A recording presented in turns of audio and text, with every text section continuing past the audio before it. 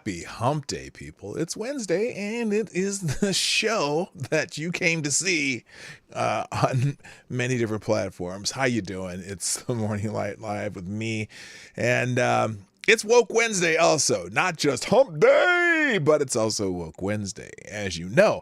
So today's stories all have some cultural significance, although there's a few that are just timely news of things that are going on, but they do, everyone has a little bit of a cultural flair to it. So let's get ready for the show. I'll see you right after the intro. Play the intro. Ladies and gentlemen, coming to you live from the Lucky Dog studio in a hidden location somewhere in the upper Midwest of the United States of America, it's a brother making his own way, but with all the wrong opinions. Welcome to the Morning Night Live with your host, yours truly, Dawg Knight. All right, stop the music. Good morning, everybody. Welcome to the Morning Night Live. I am your host, Marty, also known as Dawg Knight. That would be the night in the Morning Night Live. And welcome back to the Dawg Knight Channel. It is Wednesday, Hump Day, the 24th of February, 2021. And I am looking forward to another lovely day in the world of Coca-Cola. Yes, it's Woke Wednesday on the Morning Night Live, and we're going to talk about some culture things and just things that make you go, what the fuck happened? I'm sorry. I meant make you go, and, that's just how it is. But before we do that, of course, we're going to say good morning to the people who are here. I'm going to unpin this so I can see the top of this bad boy. And it didn't work. What the hell happened there? Unpin message. Okay, there we go. All right. First in the chat today was, who was it? It was, I think it was Keenan. Yes, it was Keenan. Keenan gets the bell. Ding. And also good morning to Patrice Ripley, Maddie, Becca Fairley, Thomas Cleaver, Richo, my friend from down under, James Colley, who's always telling me to get on with it, Boomer. Hey, I'm on a schedule here, sir, and I will get here when the schedule tells me to get my big old behind here, and I'm here now. Also, good morning, Zach Osborne, Gunfox61, Avocados Diabli, the Devil's Advocate, King on Common Law, nice to see you back. Good morning, Mike Savage, Blarg. Good morning, Attack Alpaca, Jesse Leon, Zan, who I think I pulled one of your articles from Discord this morning. Good morning, Jonas Pedersen, Jonathan Peterson. Is that the same person? Not quite. Also, good morning to Why Are You So Angry? That's a name, not a commentary. Good morning, Anna Lynn, and Aaron Meredith, select a boy. Yeah, boy. Also, good morning, Cultist 4. Hig 1966. I hope our friend Cindy's back there. Good morning. Also, good morning to I'm running out of names. Attack Alpaca, Maniac Man's in the house. Katie did skate. And I'm sure that several more of you will be jumping in. In fact, it's interesting. There's 22 current viewers and there's already 24 likes. So somebody took care of me before they even, came and went. Also, good morning to Snoopy. Dawg is never late. He arrives precisely when he means to. Well, yeah, in theory, that is correct. Although occasionally I have outside obligations that force me to come at a time that I intend to be a little later than normal. Also, good morning, Scotty Dubs. Nice to see you in the chat. And like I said, people are rolling in. I'll try to catch names as we go along. But we got a lot to get to today, and especially on this special Woke Wednesday. Thank you, Zach Osborne, Maddie, and Maddie for already sharing out the show. I think Becca Fairley did too. Yes, you did. Thank you, Becca Fairley, for sharing out the show. I know you're listening at work, so I don't expect you to, to respond. I know you're working, but and especially if it's heavy machinery, I hope that you don't lose a finger or anything. That was weird. That was a really weird thing to say. Anyway, good. Also, couple more names popping in. Good morning, Beyond My Purview, John Arnott. Uncle Stepdad is in the house, not to be confused with Uncle Bad Touch, who's not here yet, but I've got the finger ready. That was weird. That sounds weird too. I've got the finger ready. I just maybe I just won't say anything else about that. But anyway, I want to show you. Now I was going to start with something else, but then I was perusing through. I was perusing through minds.com and I found there's a new Coke commercial out. Did you know that there's a new Coke commercial? I haven't seen this one yet, and it's a pretty good commercial, so I want to show it to you before we do anything else on the show, because here, hang on a second here. I need to pause this and full screen this bad boy. Yeah, well, there's a new Coke commercial, and I think it's pretty good, in line with... Wait, what the hell is going on here? Why did this not reset? This was supposed to reset. I reset it once this morning. Let's try it again. Okay. All right. There we go. Okay. We don't have there's no superstar donor of the day because we haven't had any sponsors yet. But by the way, if you like what we do, hit the like button, share the stream out, and you can be a sponsor of the show through SuperChats and Streamlabs, which is in the description down below. All right. Let's watch the new Coke commercial though. I think this is in line with some recent events. They put out a new commercial, and I think it's very good. So let's check it out. Reset the donor of the day. I did that, Gunfox61. You and I, great minds. Great minds. Thank you very much. Good morning, Cynical Lindsay, also. And I'm caught up. All right, here's the new... Well, no, not Black Bears. No. Here's the new Coke commercial, and I think you're going to like it. Here we go. I'm probably going to get a music ding on this, but that's okay. Oh, look at the cute polar bears. Oh, they're so white, though. What's the problem? Oh, somebody noticed. There's a problem. They're gonna fix the problem. Watch this. They're gonna fix it. I hope they fix it. Oh, there you go. Yes. All right. Now they got it. It looks like a member of Congress. Fantastic. They fixed the... Oh, good Lord. They fixed the commercial. Anyway, so I found that humorous, this because I find weird things humorous, and that was it. So congratulations, Coca-Cola. But let's talk about that, because that's kind of the first article I have here today. Good morning, Justin Anderson, Sean DW, and who else has just jumped in? Okay, you're here. All right, so now this is an interesting article, and this is a fuck that ad. No. Okay, that's funny. You know what? A couple of people saying F that ad, and was that real and whatever. It's hard to tell, isn't it? It's hard to tell if it's real or not. No, that is not a real ad. That is actually, that was a meme ad. But it's kind of like one of those, when you see one of those Babylon Bee headlines and you don't realize it's from the Bee, and you're like, I'm not sure if that's real or not. No, that was not real. Good morning, Cynical Lindsay. Good morning, Nathan Wofford and Teresa the Kid. Welcome to the show. You missed the Coke ad. Does anyone want to see the Coke ad again? I'll play it again after this first article, because this one is related to Coca-Cola, based on, again, what's been happening. This article is called "Woke Coke Shows Why Bush Republicanism is Dead. The GOP establishment didn't want to fight the culture wars. Look where it got us." Now, I remember, when we were back in the, the ad was a joke. And good morning, Maniac Man. Back when we were, back in 2016, 2017, back during the SJWs versus the anti-SJW wars. And there were some people who, as we were coming, that was started to fade, who were saying, oh yeah, nobody cares about that stuff. That stuff's not going to be pervasive. That stuff's not going to creep into real society, and we shouldn't have to worry about that. If you're a part of that situation, I don't know a situation. If you're a part of that mindset, how you like me now compared to all the things that are creeping in our society.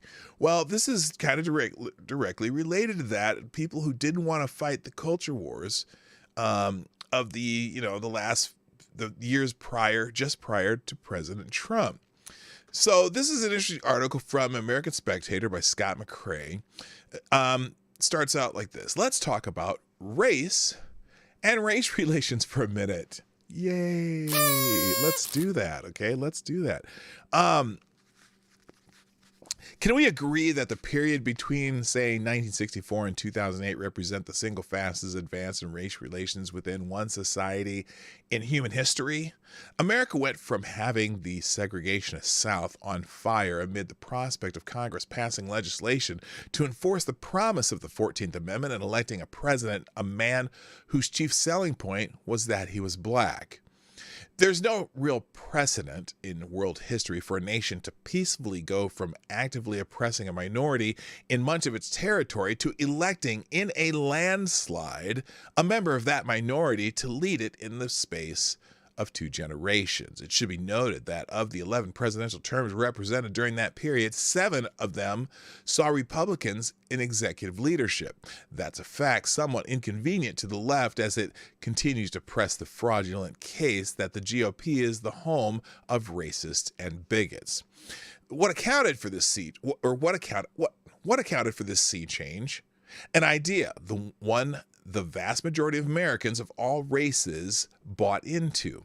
Credit the idea to Dr. Martin Luther King Jr., though it existed prior to his rise. King popularized the notion that what America wanted was a colorblind society. I have a dream, he said, that my 4 little children will one day live in a nation where they will not be judged by the color of their skin, but by the content of their character. America bought into that idea, first gradually and then all at once. It was a unifying idea that led to black entertainers and athletes earning untold fortunes courtesy of the patronage of often mostly white audiences, black entrepreneurs thriving, and the growth of a black middle class where none existed. Yeah, there was a black middle class. It wasn't known, though. All despite the sharp decline of the black family and the attendant waste of human talent resulting from it. We want the colorblind society, but it isn't what we're getting. The people taking credit for selling it to us, though King would, one imagines, would be horrified at the state of the modern left in this country, are determined to go much further than that. Take what happened at Coca-Cola last week. For example, it was revealed that the company, one of America's great worldwide brands, is conducting diversity and sensitivity training seminars which fit under no possible concept of a colorblind society and should offend to the point of fighting words every single American. Among the messages on the slides that emerged in the seminars: confronting racism, understanding what it means to be white, challenging what it means to be racist. To be less white is to be less oppressive, be less arrogant, be less certain, be less defensive, be less ignorant, be more humble, listen, believe, break with apathy, break with white solidarity. In the U.S. and other Western nations, white people are socialized to feel that they are inherently superior because they are white. Research shows that by age 3 or 4, children understand that it is better to be white, and the eye-opener: try to be less white. Now, this is Coca-Cola, not Ben & Jerry's or Nike. The level of cultural aggression involved in presenting something like this in a corporate seminar is astounding. It validates the Instagram post by Gina Carano was canceled for sharing, except for the fact that Carano is decrying the possibility of a psychotic government actively promoting hatred of an ethnic group, and this is supposed to be one of the most mainstream corporate entities imaginable. It makes you wonder what else is being taught at those corporate seminars. Which brings us to Bush Republicanism, because since 1988, when most of the sea change in race relations since 1964 had taken place, and a sizable chunk of the economic and social advancement of Black America, if not most of it, had also occurred, the compassionate conservative crowd, hoping for a kinder, gentler America, while refusing to engage on icky cultural issues, held sway within the GOP. There can be little argument that despite all the think tank white papers, top dollar political messaging, money spent on outreach, and National Review columns over the time frame, the performance of the Republican establishment can only be described as a failure. The American Ronald Reagan left to his party. The America Ronald Reagan left to his party had a right-leaning culture to match a right-leaning populace. We've gone from that to Coca-Cola preaching outright anti-white racism in its employee seminars. How can you call yourself a conservative if you aren't willing to fight to conserve your societal values and traditions? We aren't talking about preserving segregation. We're talking about preserving King's colorblind society against a cadre of lunatics marinating in critical race theory, a dog's breakfast of envy and victimization concocted mostly by white Europeans like Herbert Marcuse.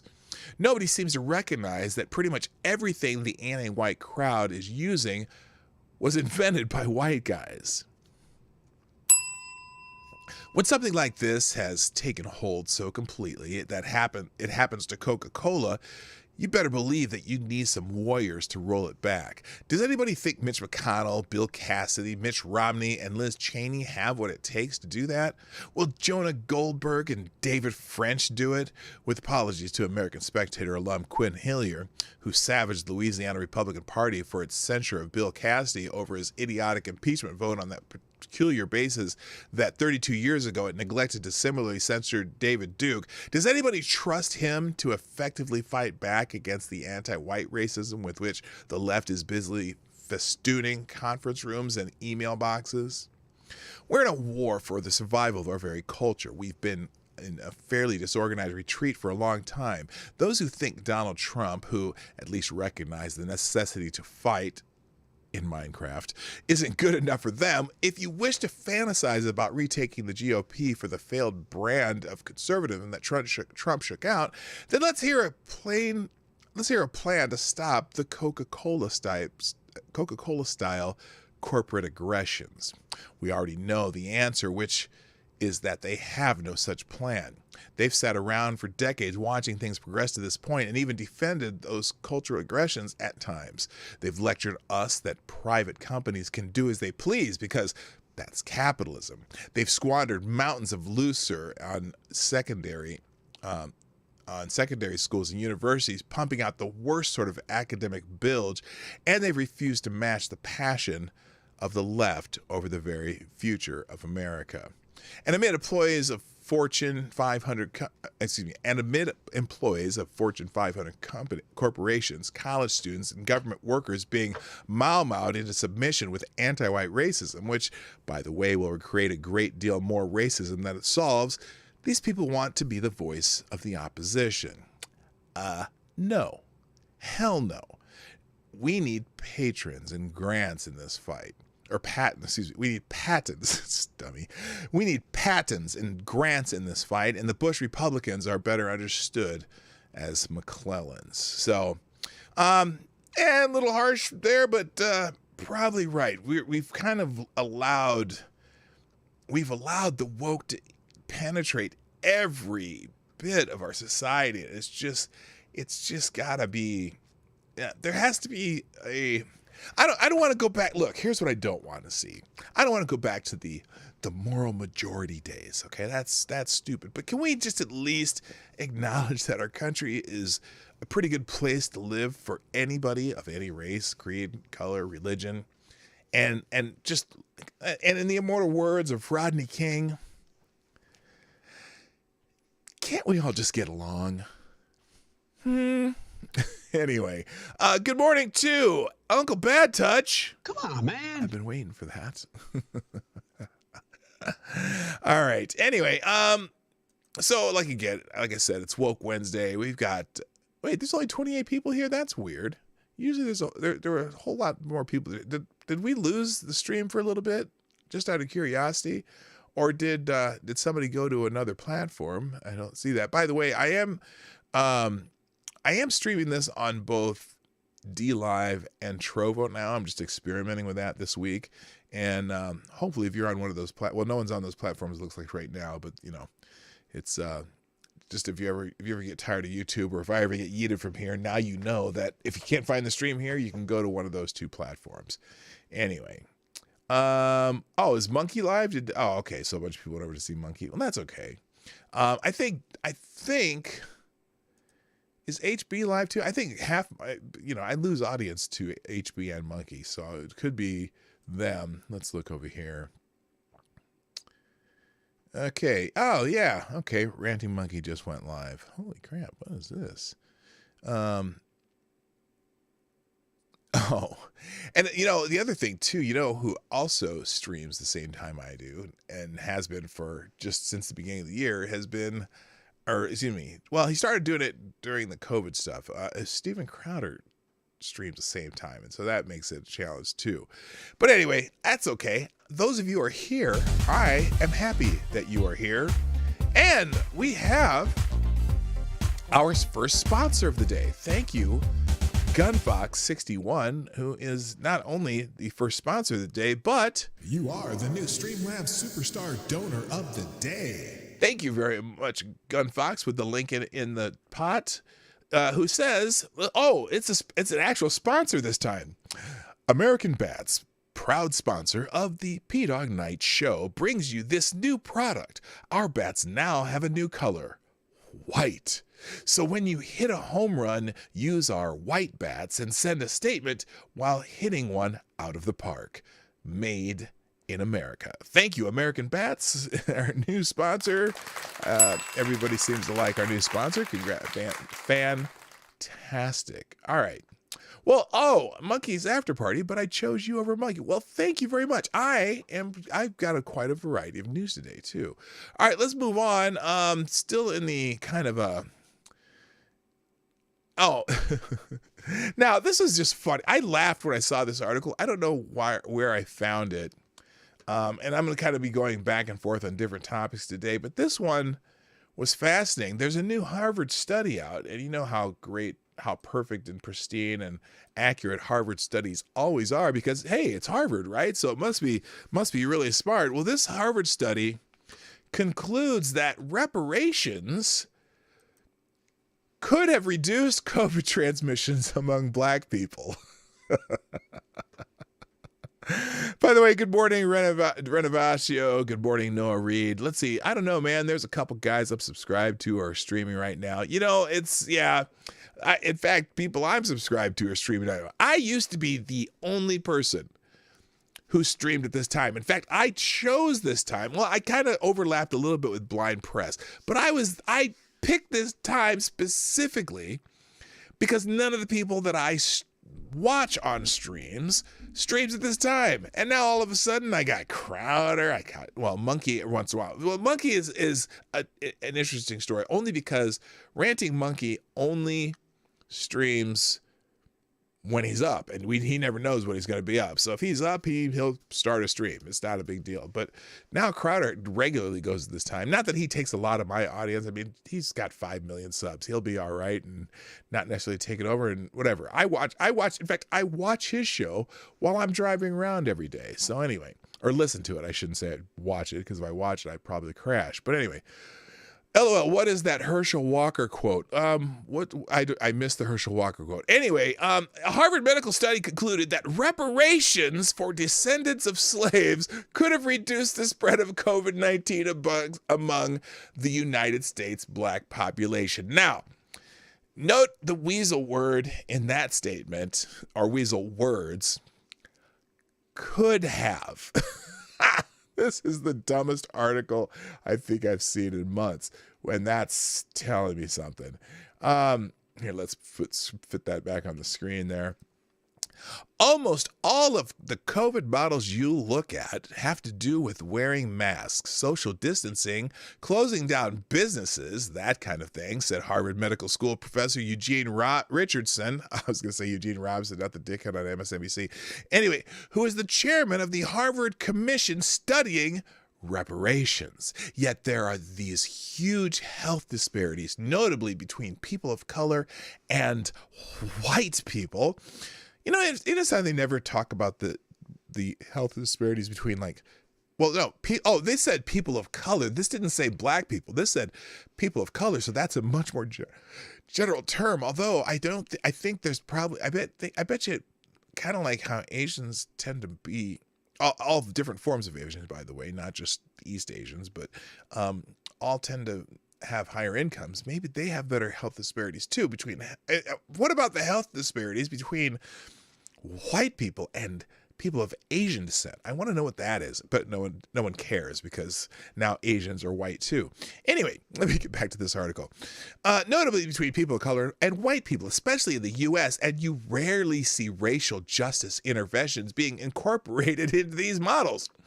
The study says, quote, Black Americans are suffering from a significantly disproportionate incidence of COVID-19, end quote. It also pointed out that the potential for actual racial justice interventions, that's a load of word salad, include reparation payments to ameliorate these disparities has not been adequately explored.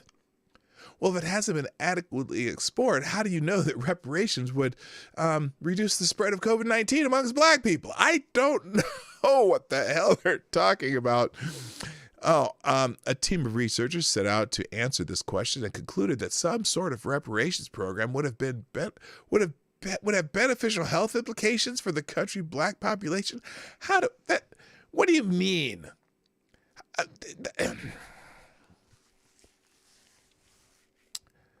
There's no way of knowing that.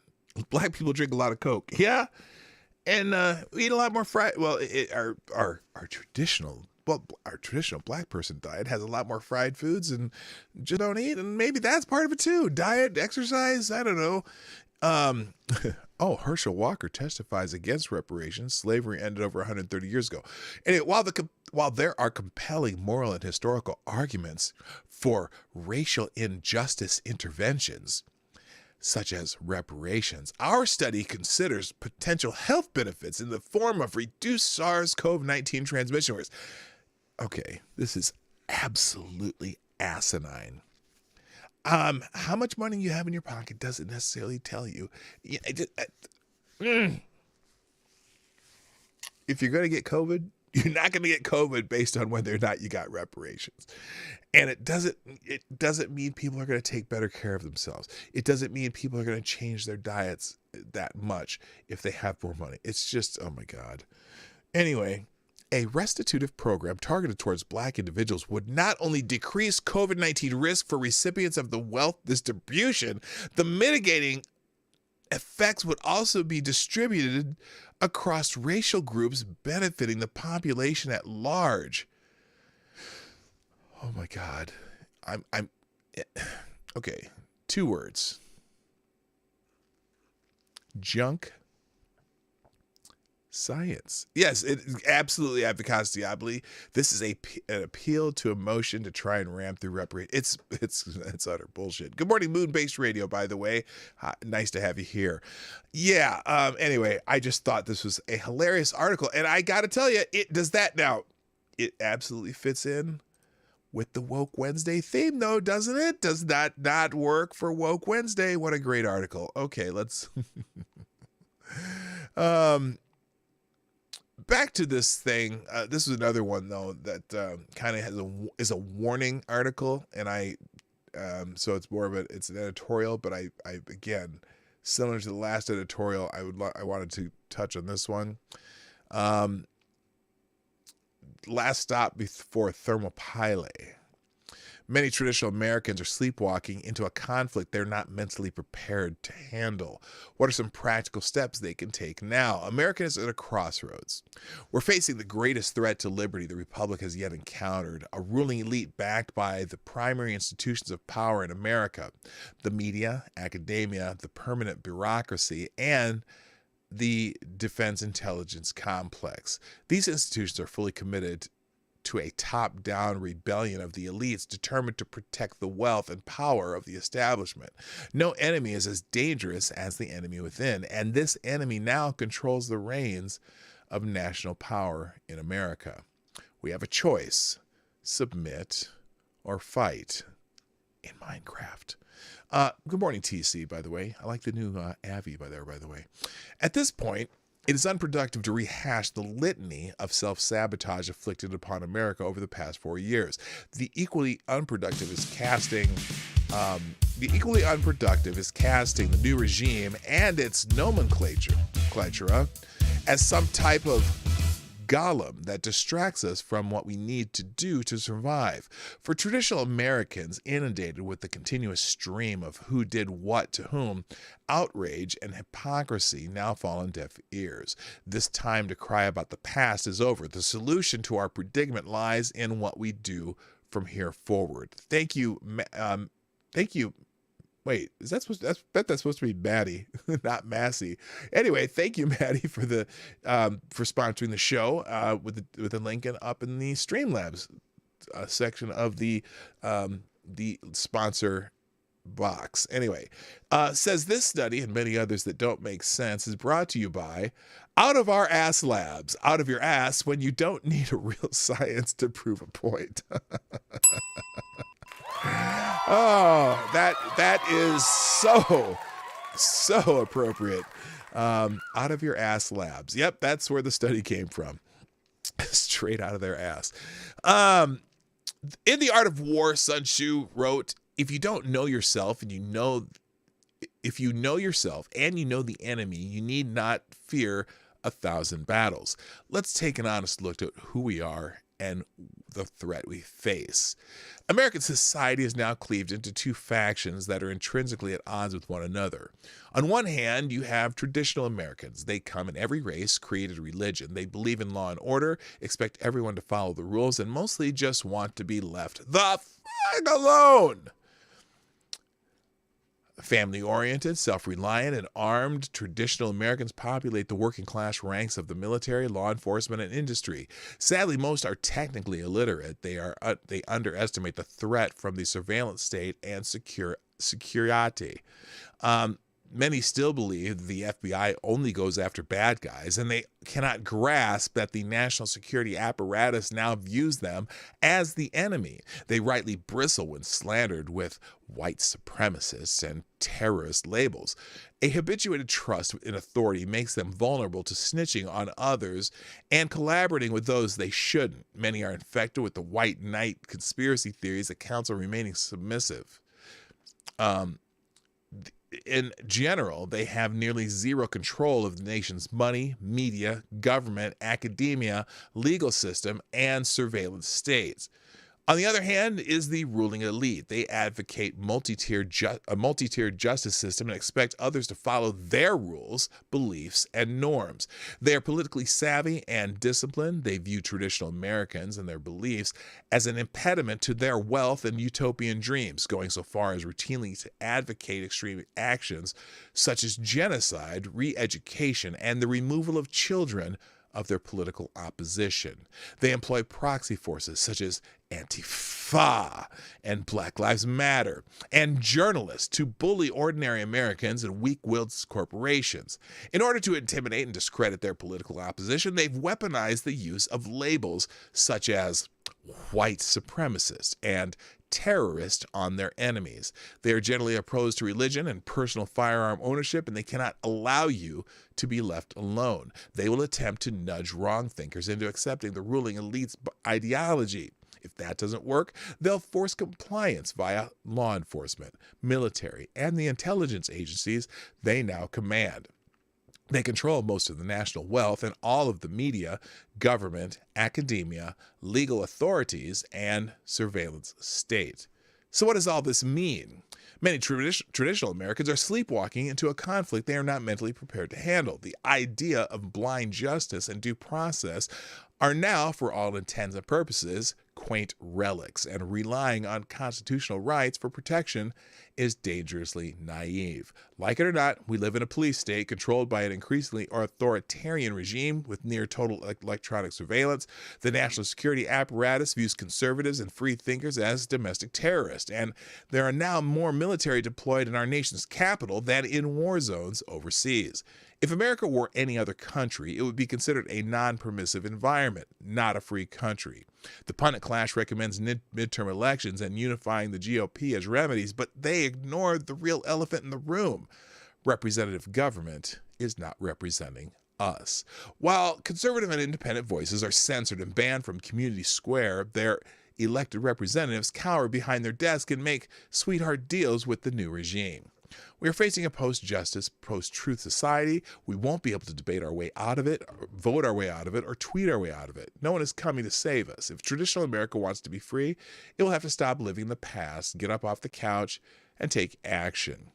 There is a way forward, one that's not based on conspiracy theories, white knights, or fanciful ideas of a Second Amendment American thermopylae.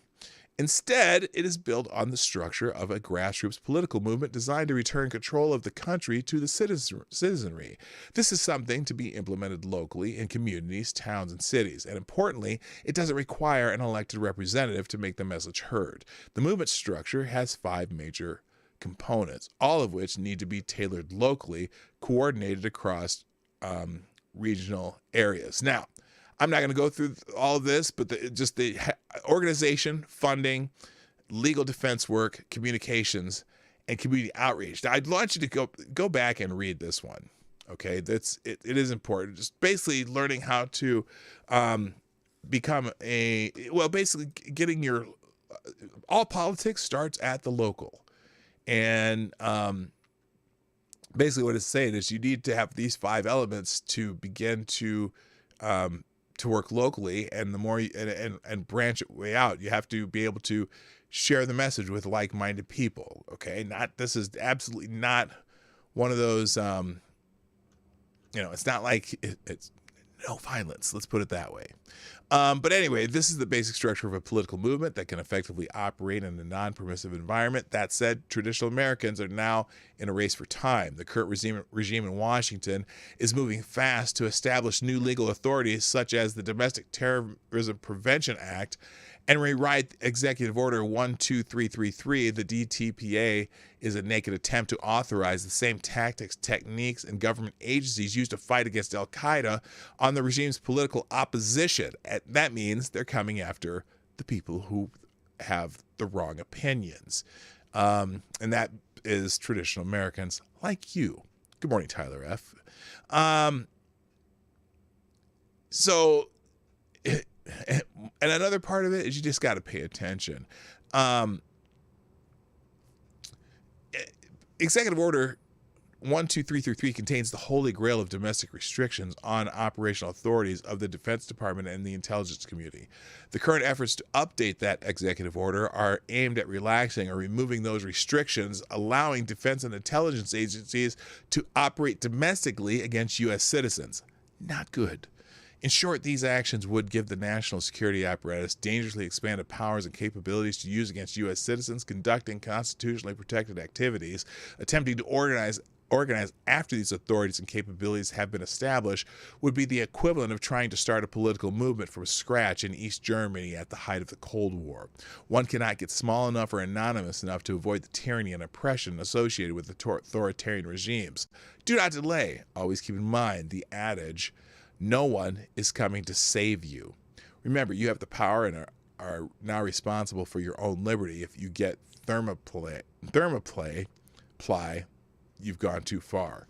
And here, let me give you a definition of this because I had to look it up when I first saw it. So I should click this again.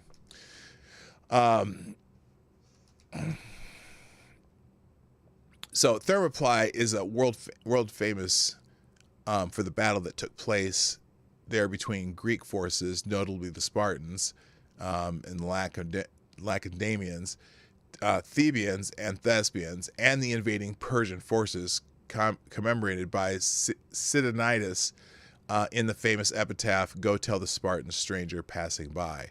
That it's here. Let me might give it a little more succinct battle, but kind of the similar to the 300 thing. Anyway, all right, let's move on. Now, speaking of which, and this is all part of this seeming plan, the Pentagon to be called to account for slow National Guard response on January 6th for the Capitol. I'm still going to call it the selfie insurrection. Hang on a second here, because the way they're wording this should tell you a lot about what they're trying to do. Here, there we go. Intelligence fail. There were several major takeaways from yesterday's Senate hearing examining why U.S. Capitol Police were so unprepared to defend the halls of Congress from the riotous mob last month. At least they're not calling it an insurrection.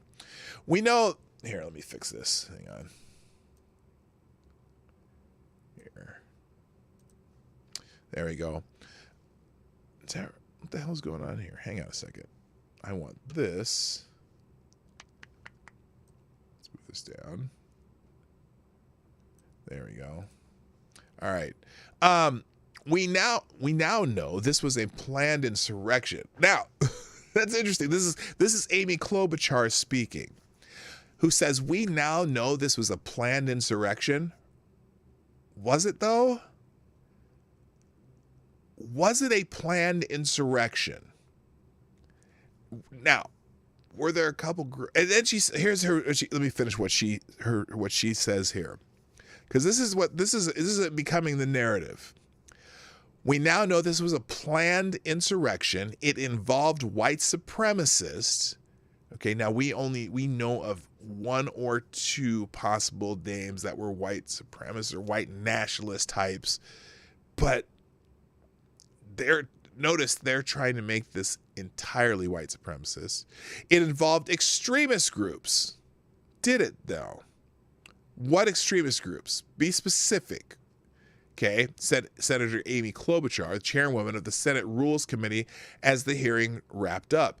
Secondly, we learned about the intelligence breakdown, particularly the January 5th FBI report that had some very significant warnings from social media about people who were coming to Washington who wanted to wage war. The fact that did not get to key leaders, either the sergeant at arms or the Capitol Police chief, is really disturbing, Klobuchar said. You can't just push send. As we know, we get tons of emails and we can't hope it gets to the right person, especially when we're dealing with something so serious. Now, if that were the case, shouldn't that tell you, because the idea that it didn't get to the Capitol Police or to the Sergeant at Arms of the Senate or of the House, when that is their main job, gives me one of these things. I don't believe that. And in fact, well, you'll hear some more here. The former Capitol Police Chief, Stephen Sun, testified that he was never apprised of the alert from the FBI's Norfolk field office.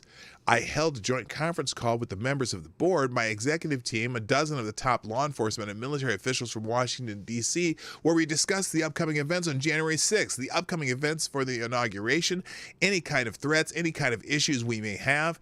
And even though we had the director of the field office for the Washington field office of the FBI, nothing was mentioned about it. Really? Again, we properly planned for mass demonstrations with possible violence. What we got was a military-style coordinated assault on my officers and violent takeover of the Capitol building, Sun said. Klobuchar was among several senators who wanted to know why the National Guard was so slow to provide backup when police were overwhelmed, and it was announced that officials from the Department of Defense, Department of Homeland Security, and the FBI would be called to testify at a separate hearing next week. Would you agree there were serious issues at the Pentagon that contributed to the fact that Guard troops did not arrive at the Capitol until about 5:40 p.m. that day after most of the violence had subsided? Wait a minute.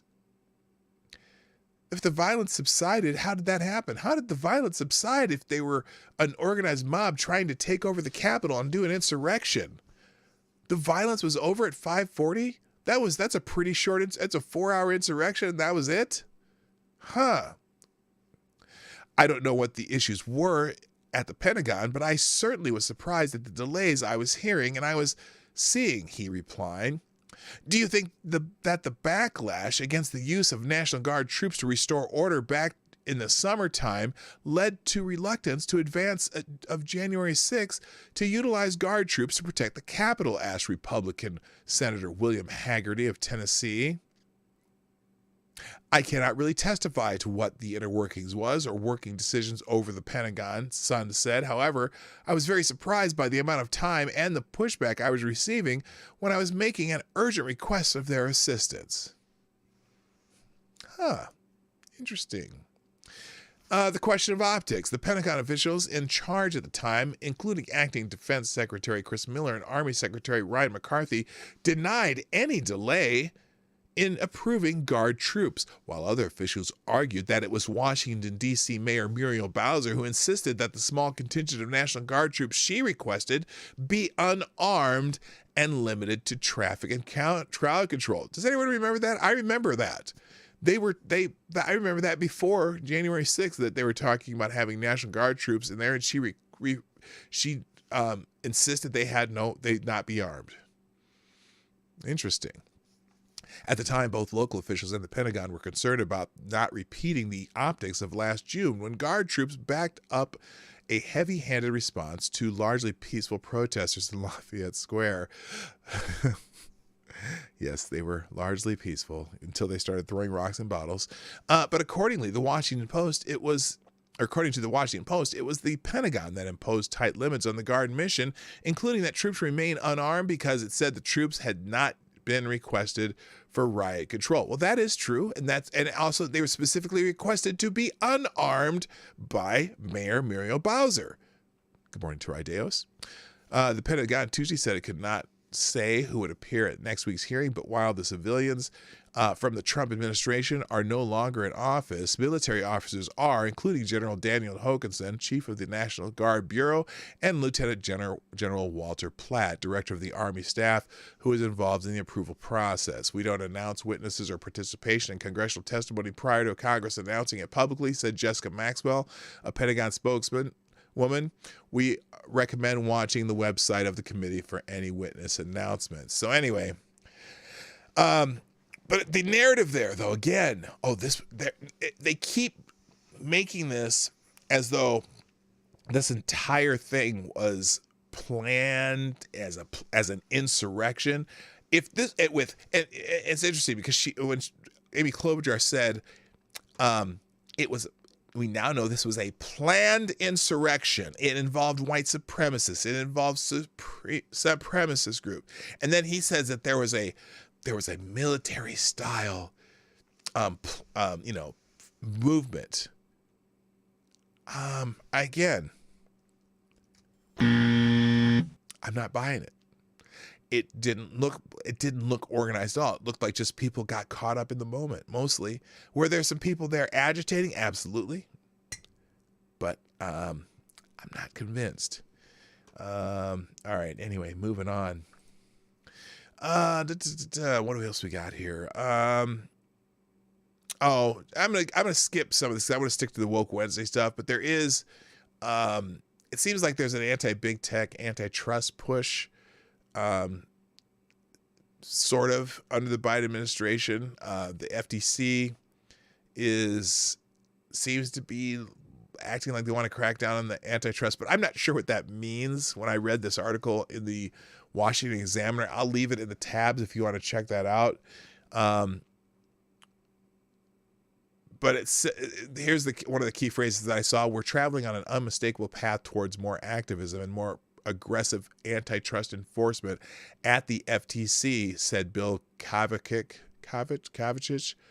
who was the chairman of the agency under President Bush and commissioner for 5 years until 2011, and that antitrust laws are enforced by protecting consumers from anti-competitive mergers and business practices. So anyway, they're looking at big tech again. I'm not convinced what their push really is. But anyway, let's get back into some Woke Wednesday stuff. Here's one in the Washington Post that I found fascinating. Apparently, now, let me get this fit into the page again before I click over. This was a fascinating article in the Washington Post, and apparently they're leaving this one open for anyone to read. 1 in 6 Gen Z adults are LGBT, and this number continues to grow. This is an odd article, but there's a little spot in it that stuck out to me. Let me just read the lead and then we'll go into that little spot. Jasper Schwartz recently realized that nearly all of their friends... Did you catch that? Jasper Schwartz recently realized that nearly all of their friends are queer in some way. Did you catch the key word in that sentence? Hello, Mass Creation Broadcast. And Kyra Alexander. What was the key word in that sentence? They were 8 years old when same-sex marriage became legal in Maryland, and about 12 when they realized they were attracted to girls, and 14 when they came out as non-binary. I suppose you caught what the word was, don't you? They. Using they, them pronouns. Obviously female. Or maybe not. Who knows? Well, yes. Yes. Because guess what? Now, let me ask you a question, because I don't understand here. So, if you're non-binary, using they, them pronouns, then how can you... Okay, is she claiming to be a lesbian? Because you can't... How do you become gay then? Because there is... I don't know. Anyway, Jasper grew up scrolling through gay memes on Instagram and following transgender influencers on YouTube.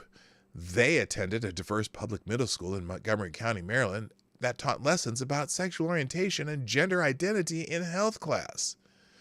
Really? Did they teach or not? But at that point, Jasper said, I was already familiar with the stuff they were teaching. This is at 14. So basically they're going through and looking at all the cool people who are now announcing they're non-binary or they're this or that, and they use special pronouns, and how validated they are, and how cool it is, and it's so trendy, and it makes you be different while we all be different together. Jasper is a member of Generation Z, a group of young Americans that is breaking from binary notions of gender and sexuality. And it is far more likely than other generations to identify as something other than heterosexual, because it's not cool to be heterosexual anymore. It's not cool to be cishet. So why would you want to be cishet? Cishet. Now, here's where we get into the numbers. 1 in 6 adults in Generation Z identifies as LGBTQ, according to survey data released early Wednesday from Gallup, providing some of the most detailed and up-to-date estimates yet on the size and makeup of the nation's LGBT population. Gallup's latest survey data, based on more than 15,000 interviews conducted throughout 2020 with Americans aged 18 and older, found that 5.6% of U.S. adults identify as lesbian, gay, bisexual, or transgender, up from 4.5% in Gallup's finding based on 2017 data.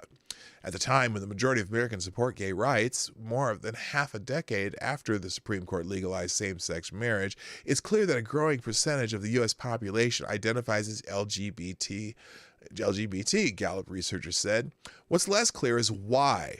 Well, because now you get validation. Yeah, 1 in 6 doesn't add up, does it, when you based on those percentages? But anyway, yeah, if it's 5.6%, that's not 1 in 6. That's 1 in 19. But I digress.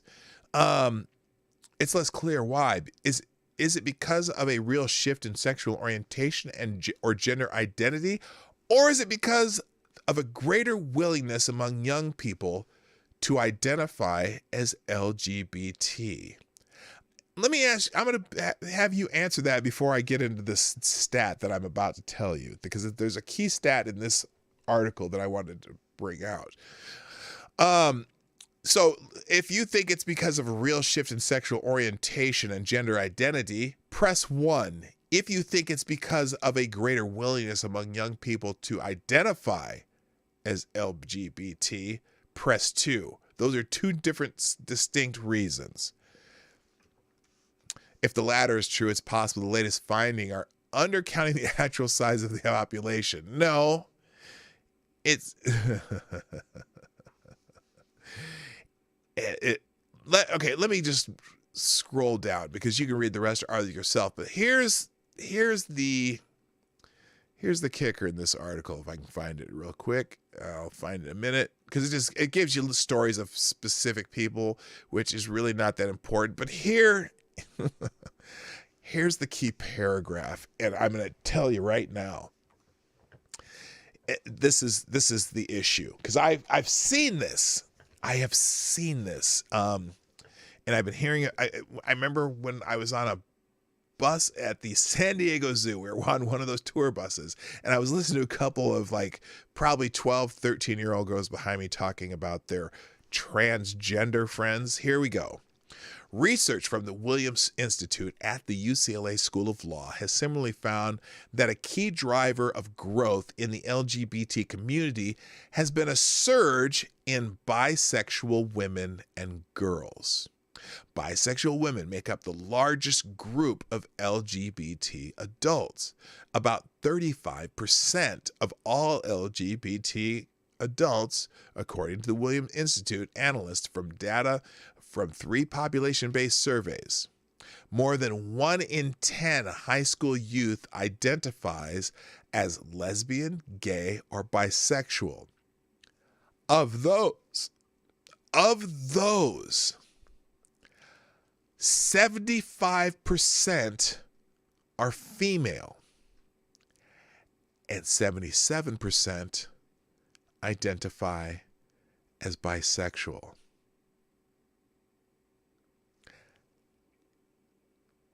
Why are women and girls more likely to identify as bisexual than men and boys? Keith Conran, research director at the Williams Institute, said more research is needed to understand this pattern. Well, let me ask you something.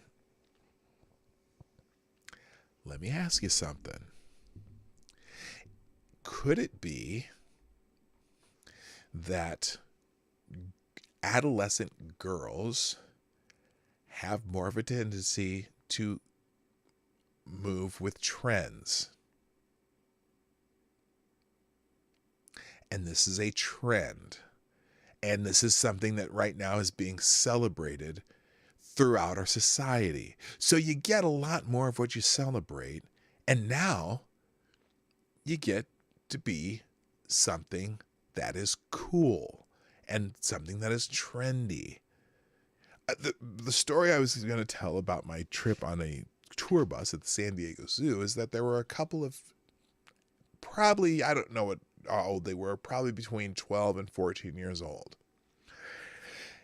And they were talking about 2 girls who are now boys, who are trans, because they, and talking about how the 2 of them, one of them is just always going back and forth because she's just trying to get more attention. And they kind of think their other friend is really trans, but they're not sure because that person is, kind of wants to be different and yada, yada, yada.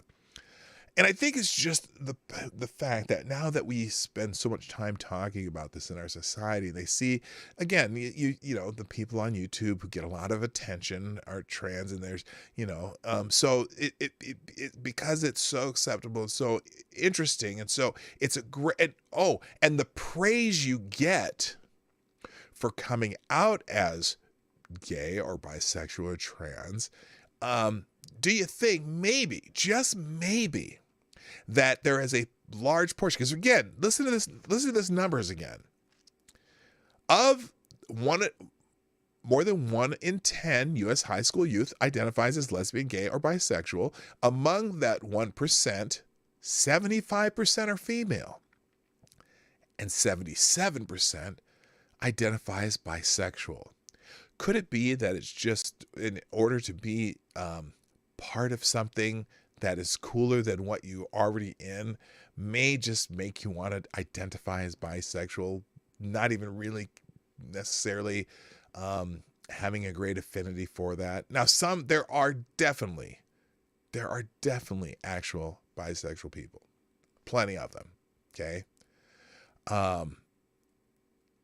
But I wonder if some of it is also because it's a trendy thing right now. I don't know. I don't know. I know there's definitely actual bisexual people.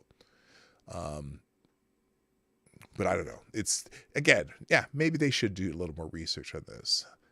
And especially when you're taking a survey of people. Okay. Because for actual people who have that, who are in that category, that are actually in that category, it's not an easy thing to talk about. It's not an easy thing to share with your family. It's not an easy thing because you never know if your family's going to accept it. And so I just find it fascinating that now, though, in our society, it's something that's celebrated. You're so brave, and I think it's harder for people who are actually gay or lesbian or bisexual, particularly within their own families, unless they know that they feel confident their family's going to be supportive no matter what. It's hard. It's exactly harder still because you just never know, So, and certainly I obviously I have no problem, and I am supportive of people who are. But this trend sure seems more like a trend than something that's real, if you know what I'm saying. So anyway, a fascinating article. Not one, and I don't know where the other part here. 1 in 6 Gen Z. I'm not even sure where they get 1 in 6 Gen Z. It doesn't really say in this article. 1 in 6. That's what's 1 in 6 percentage wise? Who could do that math on the top of their head and put in the chat? Another one that was fascinating is I don't know. I think we might have talked about the story already. Amazon quietly ends sales of books it labels as hate speech. Retail giant made a policy change sometime prior to purging from its store When Harry Became Sally, a book criticizing transgender ideology. I'm not sure if it's Amazon's place to how it's going to label books hate speech, but anyway, sometime before this week, it was when it removed from its digital shelves a book critical of transgender ideology. Amazon altered its content policy to explicitly forbid books that promote hate speech. A major rule change that could be used to rationalize action against a broader range of books sold by the digital retail giant. So Amazon, who made its money and made its name in selling books, is now burning books. How about you? Yay, Amazon. Come on, man. Way to go, Amazon. So Amazon this week yanked When Harry Became Seller, responding to the transgender movement, from its main web store, its Kindle servers, and its audiobook lineup with no explanation, even as the book had been available on the site for 3 years with no apparent controversy. In the 2018 book, author and political philosopher Ryan Anderson draws on years of scientific research and data to criticize the prevailing approach to transgender issues in modern medicine. The book exposes the contrast between the media's sunny depiction of gender fluidity and the often sad reality of living with gender dysphoria, according to According to its sales blurb, Anderson told Just the News that he received no explanation for the ban. Reached for comment by Just the News, Amazon declined to provide any explanation, offering instead a link to its book content policy. A review of these policies suggested sometime in the last few months, Amazon made a major change to the ways in which it moderates book content on its servers, imposing a much stricter standard on the books than it had previously done. Link provided by Amazon this week claims in part where books are concerned, the company, quote, doesn't sell content, including content that we determine is hate speech or other materials we deem inappropriate or offensive. So look, here's the thing. This is a scientifically researched book. And Amazon controls what? I think almost 80 to 85% of the book market right now. Remember they were talking about how the who was it, FCC or FTC? Maybe it's going to crack down on monopolistic entities. Sounds like Amazon is a fairly monopolistic entity, and they're going to decide which books you're allowed to buy instead of making books allowing to offer books that you can buy. Unbelievable. The older page, let's see, before it was now their Internet Archive show that as recently as August of last year, Amazon's book content policy did not include any mention of hate speech. At the time, the company stated that only we reserve the right to not sell certain content, such as pornography or other inappropriate content. But here's the thing. So what are they now? Hate speech, subjective. So are they going to stop selling Huckleberry Finn because the word nigger is in it? I'm not sure. This is unbelievable. Or scientific research that they don't like, particularly this book that is critical of how the medical industry is treating the transgender phenomenon that's going on right now. Just unbelievable. Let's move on. And speaking of woke, Twitter, Twitter and its policy is really woke about hate speech and stuff like that, right? Kind of similar to Amazon. Well, Twitter says Khamenei's anti-Semitic international Zionist clown tweet didn't violate their platform rules. Iran's supreme leader Ayatollah Ali Khamenei on Monday alleged in a tweet that this country is not interested in producing a nuclear weapon, but said that if it were, no one could stop it, including Israel. In the post, he used the anti-Semitic phrase, international Zionist clown, which, according to the Times of Israel, was an apparent reference to Israeli Prime Minister Benjamin Netanyahu. Now, I don't know if that's actually anti-Semitic or not, but it might be. He tweeted that international Zionist clown has said they won't allow Iran to produce nuclear weapons. First of all, if we had any such intention, even those more powerful than him wouldn't be able to stop us, Khamenei tweeted Monday. But Twitter says that's not against their rules. So I guess, who knows? They didn't make him take it down. Let's put it that way. They made Steven Crowder take down a tweet of factual evidence of voter irregularities in Nevada and Michigan, but that were researched and proved beyond a reasonable doubt. But here, you can call somebody an international Zionist clown. So who knows? Twitter just does what they want. All right, let's move on. That's enough. The FCC commissioners, by the way, speaking of attempted congressional cancel culture, there's some FCC commissioners that are a little bit miffed with some Democrats who are trying to they're trying to censor newsrooms based on politics. Congress shall make no laws prohibiting or something the free exercise of expression or speech. I don't know here's the deal.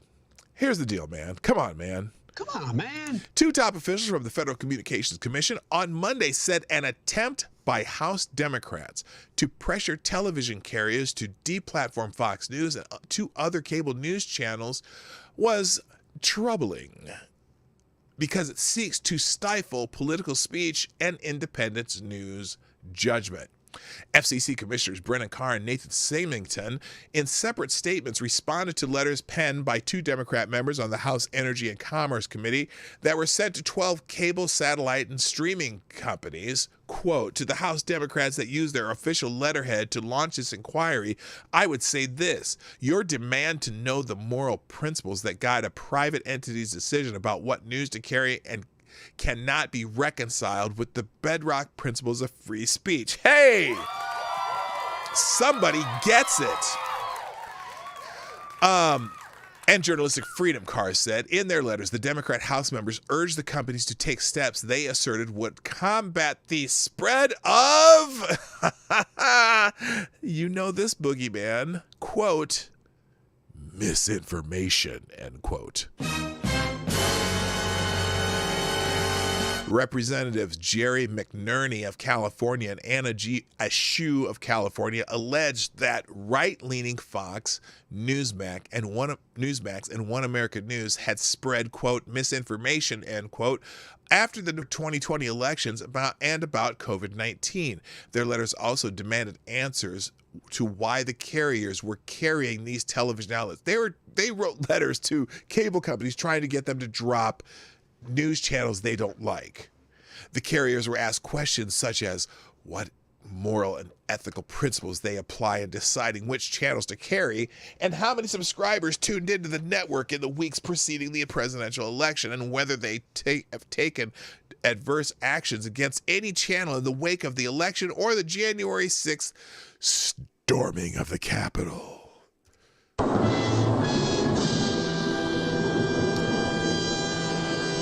Carr said that the two House Democrats had selectively targeted several news media outlets for their coverage of political events, saying that such actions send a clear and troubling message of these regulated entities will pay basically telling that these regulated entities will pay the price if targeted newsrooms do not conform to Democrats' preferred political narratives. This is a chilling transgression of the free speech rights of every media news outlet in this country. That every media outlet in this country enjoys, he said. So anyway, good, because I don't know if you've seen that letter. Looks like they're going to have, they're going to be having hearings on this too. Let's see. Oh, and here's the thing. And also, it's particularly concerning because the House Energy and Commerce Committee supervises the Communications Act, and their statement could be read to imply that action will be taken under the Communications Act should the recipients not agree to in advance to chill their speech or to censor these. So good for the FCC commissioners speaking out on this. It's really crazy that they even wrote that letter. And in fact, here's the thing we're looking at. This includes this. Creepy totalitarianism alert. As expected, the Democratic Party moves to censor speech and suppress dissent. In their zeal to control over online speech, House Democrats are getting closer and closer to the constitutional line if they've not already crossed it, right? Glenn Greenwald at Substack.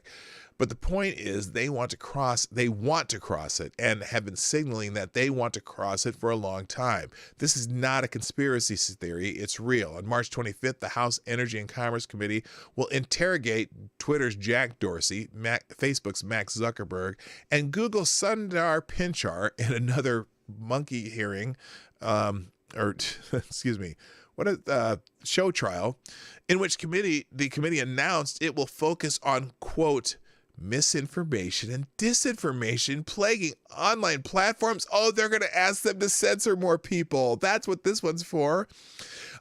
Misinformation and disinformation is defined by Democrats as any opinions, theories, or analysis that they find inconvenient, such as statements as President Trump colluded with the Russians, President Trump incited a deadly insurrection, or Hunter Biden has done nothing wrong, are not misinformation or disinformation.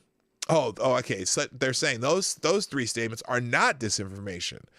Okay, but things that they don't like are. According to Greenwald, House Democrats have made no secret for their ultimate goal with this hearing, to exert control over the content on these online platforms. Industry self-regulation has failed, they said, and therefore we must begin the work of changing incentives driving social media companies to allow and even promote misinformation and disinformation. In other words, they intend to use state power to influence and coerce these companies to change which content they do and do not allow to be published, which is bullshit. I'm just saying, it's straight up bullshit. Good morning, Sambul Nation. Late, but thanks to Twice Speed, I'm all caught up. Greetings, one and all. Well, fantastic. Nice to have you join us, and good morning, Hypnagogic Monk, also. This is a direct attack on democracy, and certainly that the Democratic Party was poised to use this strategy once they were in power was the reason, as I stated in November, that I concluded that the only possible choice was to vote to reelect Donald Trump, who is as attractive as an ethicist as head cheese is to a vegan. Okay, this person doesn't like Trump but knows.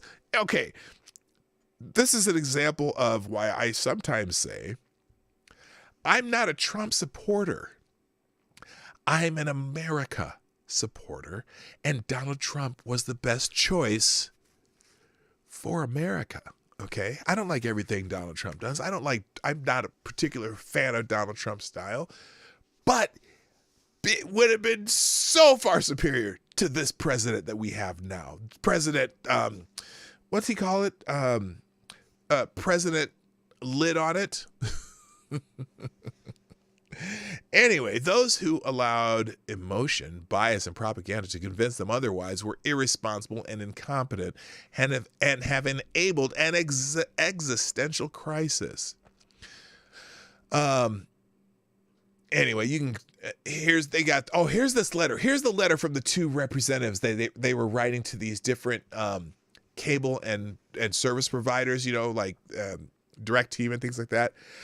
Listen to this letter of what they wrote. Or this is part of the letter.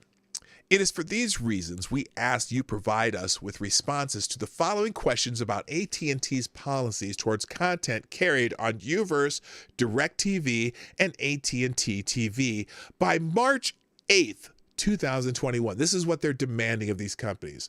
Number one, what moral or ethical principles, including those related to journalistic integrity, violence, medical information, and public health, do you apply in deciding which channels to carry or when to take adverse actions against a channel? This is a threat from two Congresses on a committee that regulate these kinds of things. Number two, do you require through contracts or otherwise that the channels you carry abide by any content guidelines? If so, please provide a copy of the guidelines. Really? How about the porn channels they give you? Just curious. What are you asking for here? Number three, how many of your subscribers tuned in to Fox News, Newsmax, and OANN on Uverse, DirecTV, and AT&T TV for each of the 4 weeks preceding the November 3rd, 2020 elections and the January 6th, 2021 attacks on the Capitol? Please specify the number of subscribers that tuned into each channel. Really? you want them to dig that up. You want to dig them up on political channels that may not be beneficial to Democrats. Really? Number 4, what steps did you take prior to, on, and following the November 3rd elections and the January 6, 2021 attacks to monitor, respond to, and reduce the spread of disinformation, including encouragement or incitement of violence by channels your company disseminates to millions of Americans? Please describe each step that you took and when it was taken. Yes. Have you ever met a communist? Do you know any communists? Have you ever been in the company of any communist? Kind of sounds like that, doesn't it? Number 5, have you taken any adverse actions against a channel, including Fox News, Newsmax, and OANN, for using your platform to disseminate disinformation related directly to or indirectly to the November 3rd elections? Well, wait a minute. Why did he keep asking about the November 3rd elections? If, let's say, January 6th didn't happen, those events of January 6th, why are they asking about the November 3rd elections? You mean channels that might not support Democrats? Seriously? The January 6, 2021 Capitol insurrection or COVID-19 misinformation. If yes, please describe each action, when it was taken, and the parties involved. This is a McCarthy letter. Number 6, have you ever taken actions against a channel for using your platform to disseminate any disinformation? If yes, please describe each action and when it was taken. Well, you know what? Let me see if they've taken action against CNN and MSNBC for any of the Russia disinformation that they disseminated for over 3 years. And finally, number 7, are you planning to continue carrying Fox News, Newsmax, and OANN on Uverse, DirecTV, and AT&T TV, both now and beyond any contract renewal date? If so, why? Wow, these are people. These are members of Congress. Anyway, unbelievable crap. All right, I'm running out of time, so let me get through some of these quickly. Let me get rid of this tab here real quick. Back into the woke. Oh, by the way, kids in cages are back. Did I mention this yesterday? I can't remember, so I'm going to talk about it again today. I'm sorry. Okay, I said that wrong. The kids in cages are not back. There are no kids in cages, okay? No kids in cages, because the Washington Post and CBS report on shelters and migrant facilities at the border. Big difference 20 months and a new president makes. Here's the Washington Post from, what's the date on this one? Well, this one, first migrant facility for children opens under Biden. This was just yesterday. First migrant facility for children opens under Biden. Wow. Now, over here, viewing U.S. borders cells derided as cages, Central American officials pledge more immigration cooperation. Now, wait, what cages? There's a difference in language. Okay, Joe Biden is president, so now everything the media once railed against is now totally fine. And it's weird how the kids in cages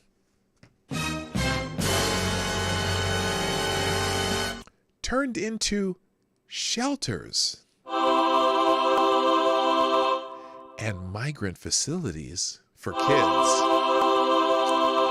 Let's look at how the Washington Post and CBS the Washington Post and CBS News. Here, I'm going to open this up here because it's easier to see on this platform as soon as they kick open here. Let's see.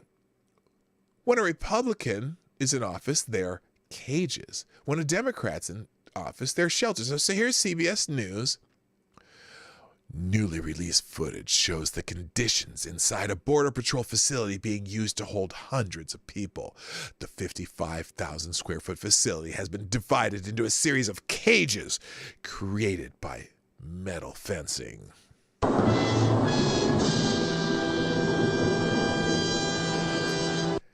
But now that Biden is in office. U.S. shelters for migrant children near maximum capacity as border crossings increase. Oh, U.S. shelters for children, shelters for migrant children. Oh, that's so sweet. They have shelters for the migrant children. How nice of them. I wonder if they have air conditioning. I bet they do. And here's the Washington Post, which we saw just a second ago.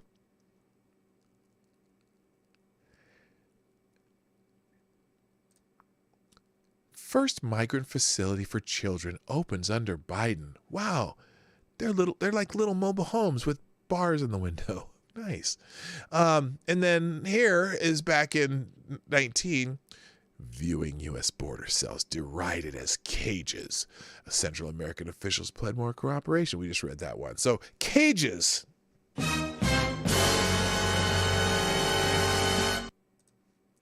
Let me continue here. Now, what the heck? I'd say they lack self-awareness, but they know what they're doing. They do not care because they can get away with it, although they did get just railed on Twitter yesterday.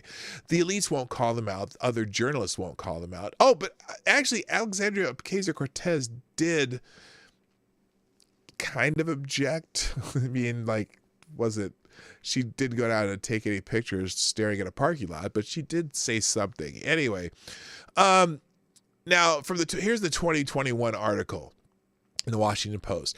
Dozens of migrant teens boarded vans Monday for a trip down a dusty road to a former man camp for oil field workers here. The first migrant child facility opened under the Biden administration. Well, actually, it's kind of not, because maybe this Biden administration, but during the Obama Biden administration, they built the cages that supposedly we were using during the last administration. Hello, Black Hebrew Israelite. That's right. I see you there.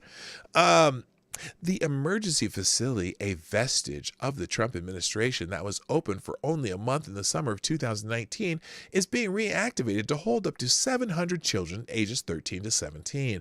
Government officials say the camp is needed because the facilities for migrant children have had to cut capacity by nearly half because of the coronavirus pandemic.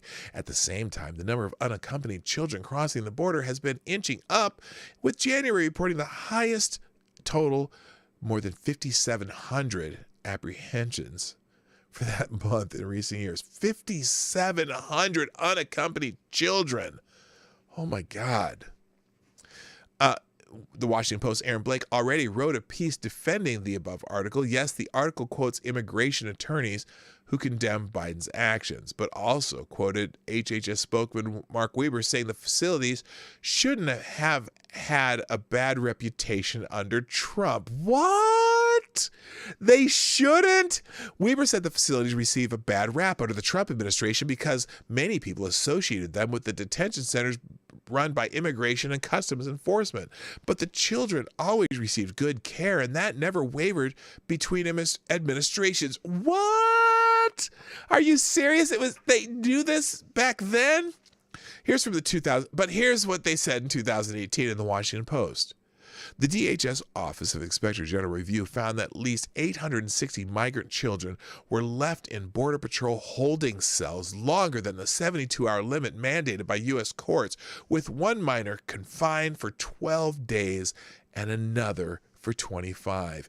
Many of those children were put in chain link holding pens in the Rio Grande Valley of southern Texas.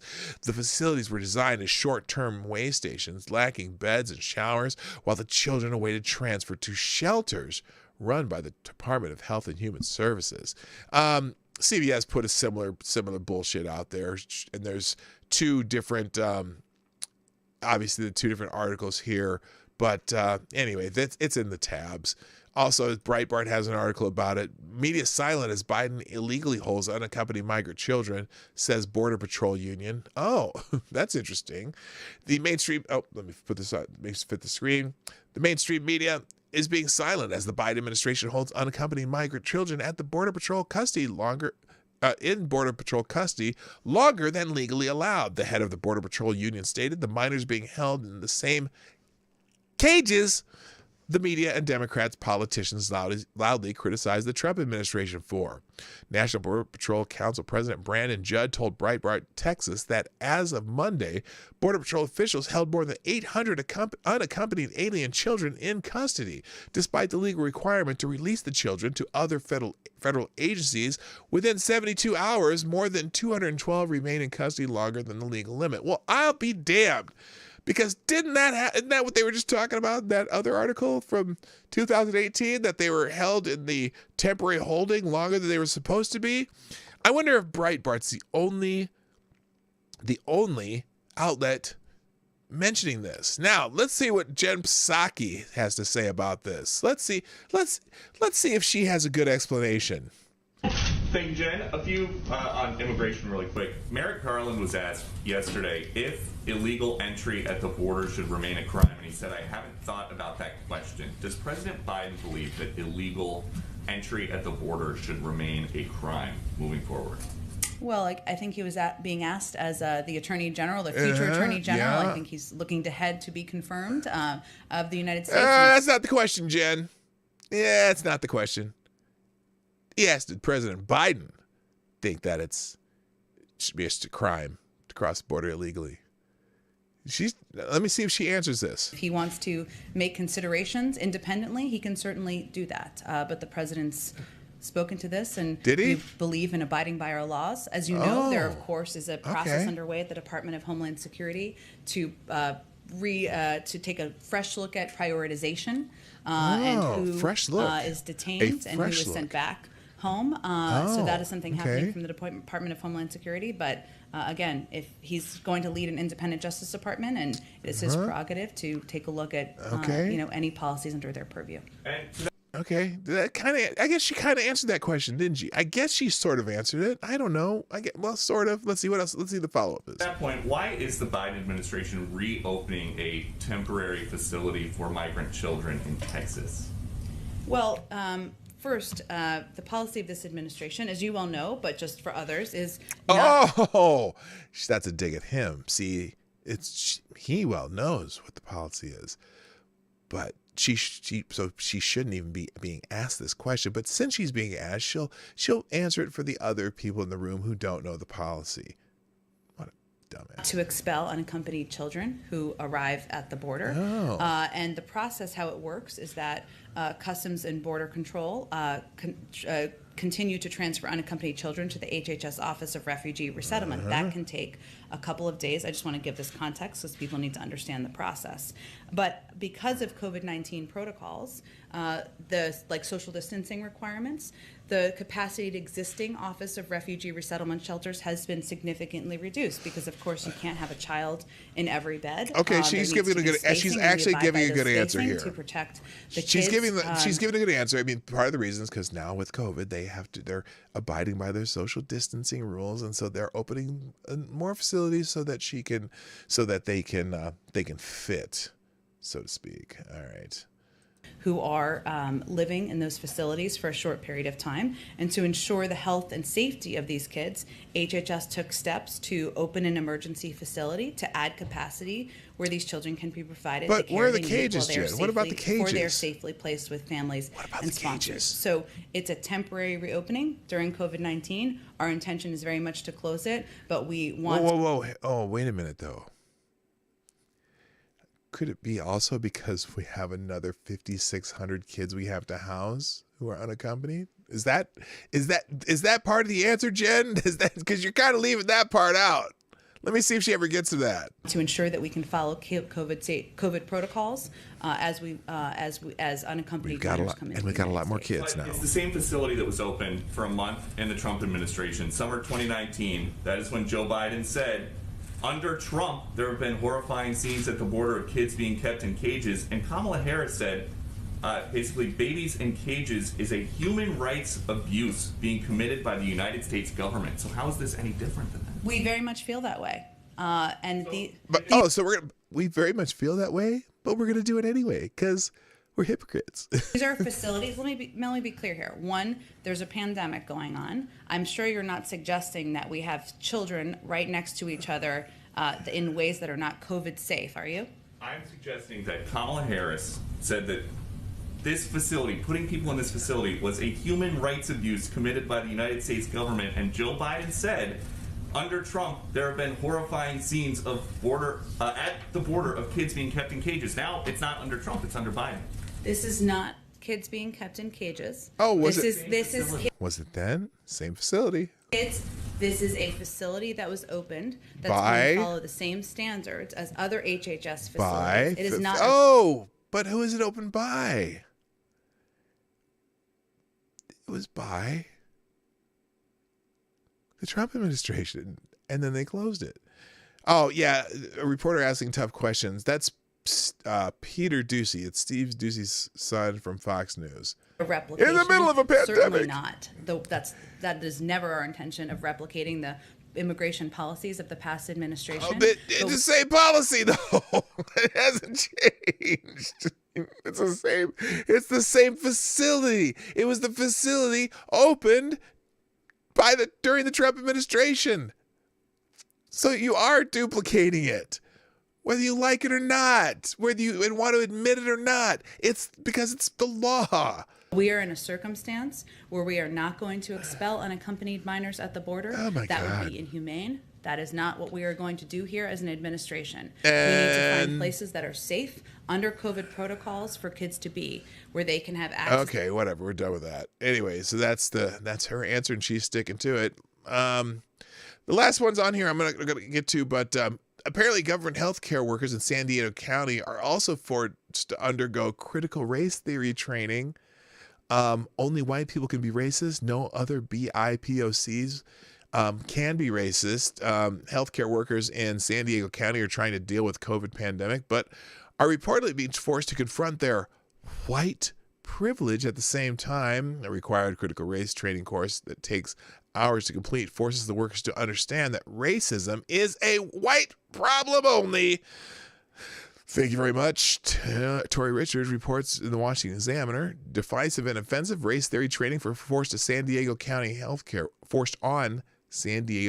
healthcare workers. So it's not just Coca-Cola, pretty much the same stuff. I think, what's her face? D'Angelo also had a hand in this type of training and told the teachers, you're racist.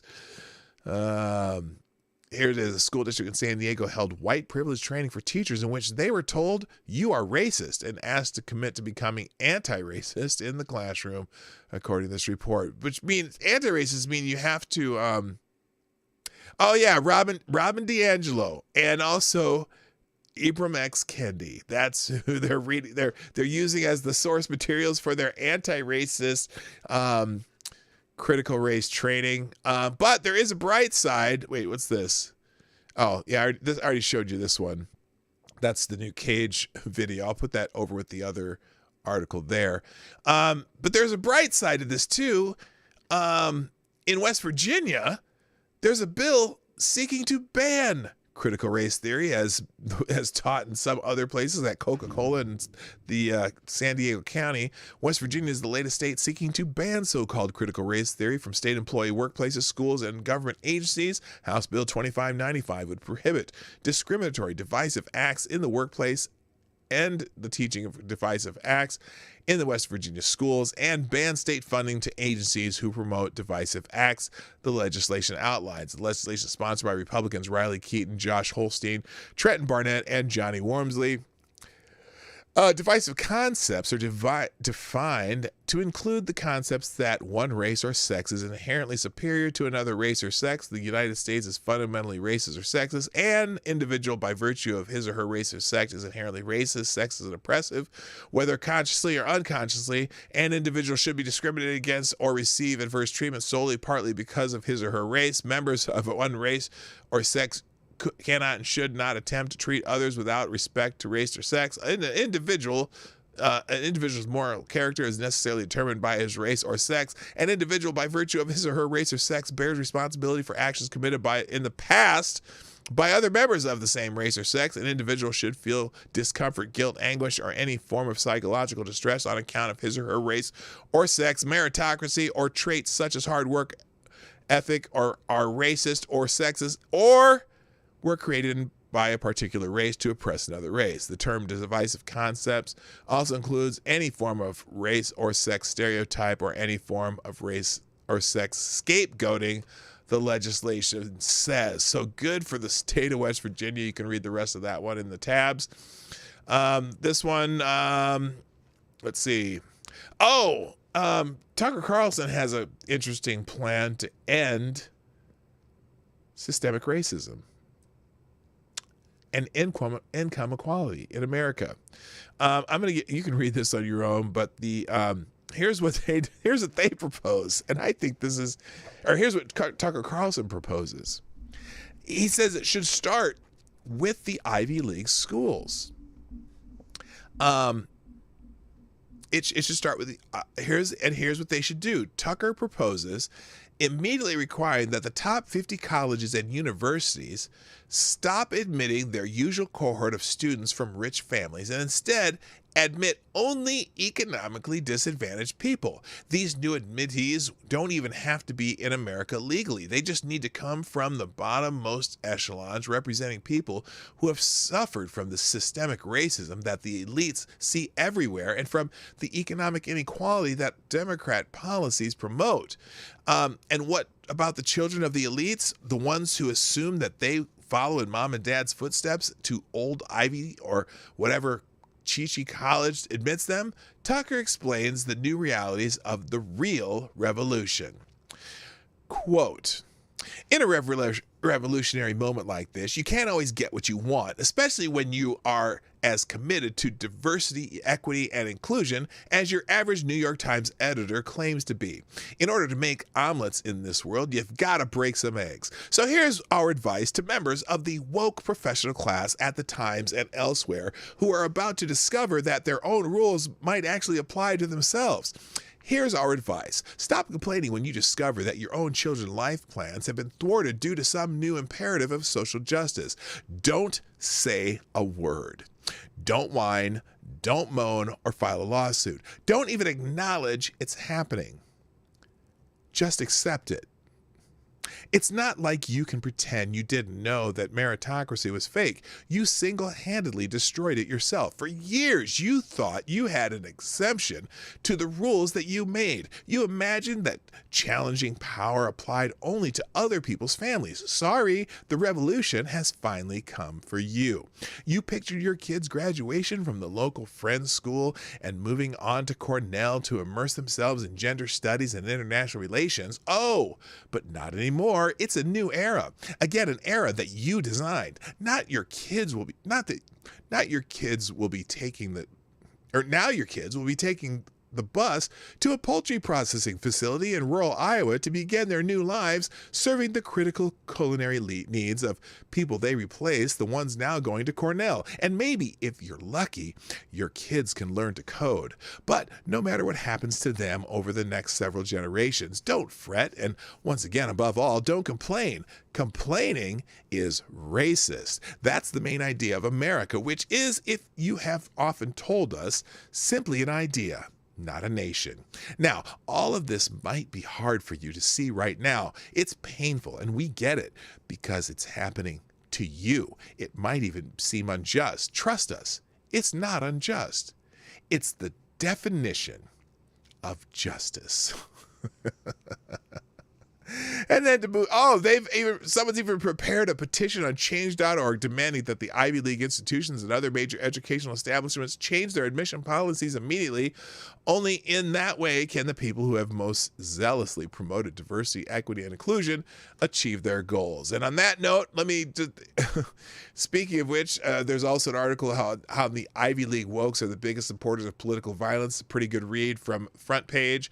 Also in the tabs, there'll be Woody Allen movies. Are they going to be canceled now that a new documentary on the filmmaker's alleged assault could make his films go away? Plus the fact that he married his, or he had an affair and married his, 17-year-old stepdaughter. And then, and this is a good one. This is just kind of funny. A Seattle woman buying a crocheting kit at a secondhand thrift store found a kilo of cocaine in the kit. And here's the thing.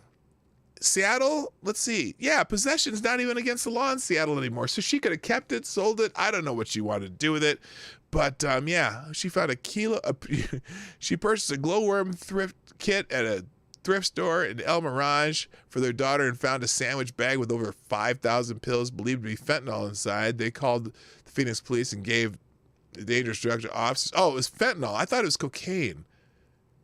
Well, no, she found a kilo of cocaine too. So anyway, good for her. Finders keepers. Wow, there's going to be a party at her house tonight. And so that's it for today. Ladies and gentlemen, I hope you've had fun today. I didn't get in the chat as much as I wanted to, but I hope you had fun. And before you go, if you haven't done so yet, smash. I hate that smash that like button phrase, but hey, go right ahead. Smash that like button. When you do the Macarena and you go, come in Macarena, and then you do this, and you put your hands out. Well, when you put your hands out, put one of those hands on your mouse and click on the like button, okay? Also, share the stream if you haven't done so already. Also, if you want to be a sponsor of the show, you can do that through Streamlabs 24 hours a day, Super Chats during the show, Venmo, and Cash App. We take sponsors anytime that you are able, and if you're not able, that's cool too. Just come and join us and jump in the chat and have fun once in a while and listen to the goofiness of Dawg Knight. Anyway, that's it for today, people. I must partake in another activity in about 10 minutes. So my name is Dawg Knight, and I am out of here. Bye-bye. Hey, this is Dawg Knight, and thank you for watching today on the Dawg Knight channel. If you have an observation or remark you'd like to make about this video or my channel, I absolutely welcome you to write it in the comments section down below. I really look forward to hearing from you.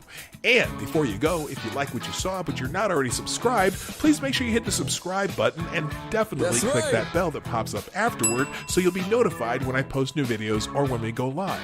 I broadcast my live show, The Morning Night Live, Monday through Friday at 10 a.m. Eastern, 9 o'clock Central.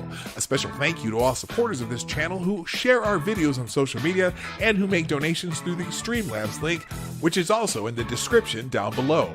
Thanks again, and until next time, I'm Dawg Knight, and I'm out of here.